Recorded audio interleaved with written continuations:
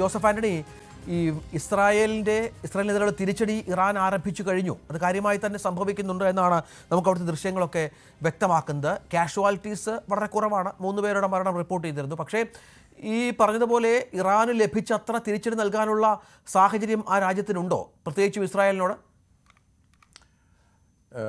ഇറാന് തിരിച്ചടിക്കാതിരിക്കാൻ പറ്റില്ല. കാരണം നമുക്കറിയാം, ഇസ്രായേൽ നടത്തിയ, ഇവിടെ സൂചിപ്പിച്ച, പിന്നെ അവരെ ഞെട്ടിക്കുന്ന, ലോകത്തെയും ഞെട്ടിക്കുന്ന തരത്തിലുള്ള ആക്രമണമാണ് ഇസ്രായേൽ നടത്തിയത്. അത് ഇസ്രായേലിന് ഈ ഇറാൻ്റെ ഏതു ഭാഗത്ത് വേണമെങ്കിലും, ആരെ വേണമെങ്കിലും, എപ്പോൾ വേണമെങ്കിലും കൊല്ലാനോ ആക്രമിക്കാനോ ഉള്ള ശേഷിയുണ്ടെന്ന് നേരത്തെ തന്നെ ഇസ്രായേൽ തെളിയിച്ചു കഴിഞ്ഞതാണ്. അത് ബാഗ്ദാദിൽ പിന്നെ അവരുടെ സേന IRGC അംഗങ്ങളെ വധിക്കുന്നു, അല്ലെങ്കിൽ അവരുടെ ന്യൂക്ലിയർ ശാസ്ത്രജ്ഞന്മാരെ ഇറാനിലും ടെഹ്റാനിലും അല്ലാതെ വധിക്കുന്നു. അങ്ങനെ നിരവധി ആളുകളെ ഇതിനുള്ളിൽ തന്നെ, ഈ ജൂൺ 13 ആക്രമണത്തിന് മുമ്പ് തന്നെ നിരവധി നേതാക്കന്മാരെയും നിരവധി ശാസ്ത്രജ്ഞന്മാരെയും പിന്നെ ഇസ്രായേൽ ആരെയൊക്കെ വധിക്കണമെന്ന് തീരുമാനിച്ചിട്ടുണ്ടോ അവരെയൊക്കെ വധിക്കാൻ അവർക്ക് കഴിഞ്ഞിട്ടുണ്ട്. അതിനുള്ള ശേഷി അവർക്ക് ഉണ്ട് എന്ന് അവർ തെളിയിച്ചു കഴിഞ്ഞിട്ടുള്ളതാണ്. അതിൻ്റെ ഏറ്റവും അവസാനത്തെ തെളിവാണ് ഈ ഇറാൻ ഉള്ളിൽ നിന്നുകൊണ്ട്. നമുക്കറിയാം, ഇറാനും ഇസ്രായേലും തമ്മിലുള്ള അകലം ഏതാണ്ട് 1700 കിലോമീറ്ററിന് അപ്പുറമാണ്.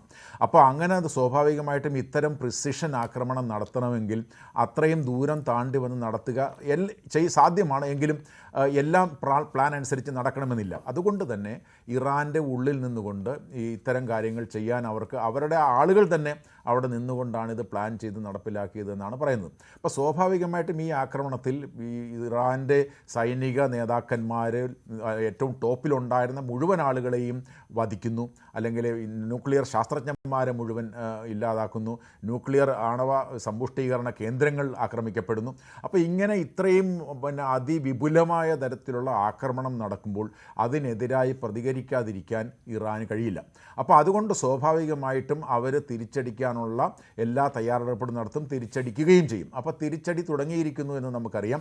എന്നാൽ നമുക്കെല്ലാവർക്കും അറിയുന്നത് പോലെ ഒരു ദുർബലമായിരിക്കുന്ന ഇറാനാണ് വാസ്തവത്തിൽ ഇപ്പോഴുള്ളത്. ഈ ഇസ്രായേലിനെ പോലെ കരുത്തുള്ള, അല്ലെങ്കിൽ ഇസ്രായേലിനെ പോലെ സാമ്പത്തിക ശേഷിയുള്ള, സൈനിക ടെക്നോളജിക്കൽ അഡ്വാൻസ്മെൻറ്റ് നേടാൻ കഴിഞ്ഞിട്ടുള്ള രാജ്യമല്ല ഇപ്പോൾ. അപ്പോൾ ഒന്നാമത് അവർ ഇപ്പോൾ കഴിഞ്ഞ 10-20 മാസമായി പശ്ചിമേഷ്യയിൽ നടന്നുകൊണ്ടിരിക്കുന്ന ഈ ഇസ്രായേൽ പാലസ്തീൻ സംഘർഷത്തിൽ അവർ നൽകിയിരുന്ന ഹമാസ്, ഹൂതി, ഹെസ്ബുള്ള മുതലായ ആളുകൾക്ക് സപ്പോർട്ട് കൊടുത്തിരുന്നു. അവരെല്ലാം ദുർബലമായി. അപ്പോൾ അതുകൊണ്ട് തന്നെ ഇവരും ദുർബലമായിട്ടുണ്ട്. അപ്പോൾ അങ്ങനെ സാമ്പത്തികമായും സൈനികമായും ഒക്കെ ദുർബലമായി നിൽക്കുന്ന ഒരു രാജ്യമാണെങ്കിൽ പോലും അവർക്ക് തിരിച്ചടിക്കാതിരിക്കാൻ കഴിയില്ല.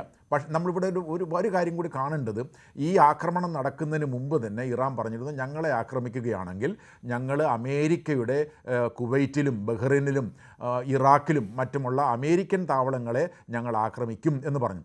നമുക്കറിയാം, ഇപ്പോഴത്തെ ഒരു സാഹചര്യത്തിൽ ഒരു കാരണവശാലും 2 പോർമുഖങ്ങൾ തുറക്കാൻ ഇസ്രായേലിനുള്ള കരുത്തില്ല. എന്ന് മാത്രമല്ല, അമേരിക്കയ്ക്കെതിരായി കൂടി അവർ ആക്രമണം നടത്തിയാൽ പിന്നെ ഇറാൻ്റെ കാര്യം വലിയ ബുദ്ധിമുട്ടായി മാറുമെന്നുള്ള സംശയമില്ല. കാരണം വെച്ചാൽ ഈ ആക്രമണത്തിലൂടെ ഈ നെതന്യാഹു ലക്ഷ്യമിടുന്നതും അമേരിക്കയെ കൂടി ഈ യുദ്ധത്തിലേക്ക് കൊണ്ടുവരിക എന്നുള്ളതാണ്. എൻ്റെ ഒരു ഒപ്പീനിയൻ അനുസരിച്ച് തീർച്ചയായിട്ടും അത്തരമൊരു തീക്കളിക്ക് ഇറാൻ തയ്യാറാവത്തില്ല.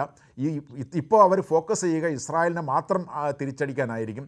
അങ്ങനെയുള്ള തിരിച്ചടി ആരംഭിച്ചു കഴിഞ്ഞു. അതുകൊണ്ട് തന്നെ ഇത് എത്ര നാൾ ഇങ്ങനെ മുമ്പോട്ട് പോകുമെന്ന് നമുക്ക് പറയാൻ കഴിയാത്ത സാഹചര്യമാണ് നിലനിൽക്കുന്നത്. കാരണം ഇതിനുള്ള ശേഷി എത്രത്തോളം ഈ സംഘർഷങ്ങൾ തുടർന്നുകൊണ്ട് പോകാനുള്ള ശേഷി ഇറാനുണ്ട് ഈ ഇപ്പോഴത്തെ സാഹചര്യത്തിലെന്ന് നമുക്കാർക്കും അറിഞ്ഞുകൂടാ. അതുകൊണ്ട് തന്നെ ഇത് ഇദ്ദേഹം പറഞ്ഞിട്ടുണ്ട്, നെതന്യാഹു പറഞ്ഞൊരു കാര്യമുണ്ട്, ഇത് ഇപ്പോഴെങ്ങും തീരാൻ പോകുന്നൊരു യുദ്ധമല്ല.